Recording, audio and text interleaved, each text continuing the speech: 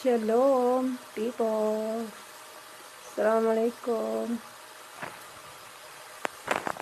Yan yung huling gawa ko ngayong araw sa bahay ni Luling. Minap ko lahat ng floor niya.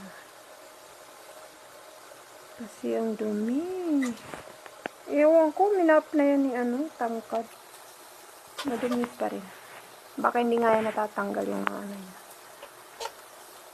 Yung mga dumikit na kasi, bakit matigas na.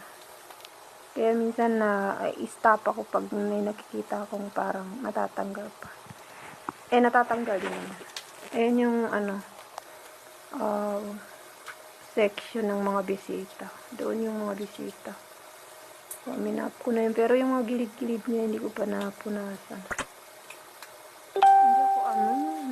Hindi napunasan yun.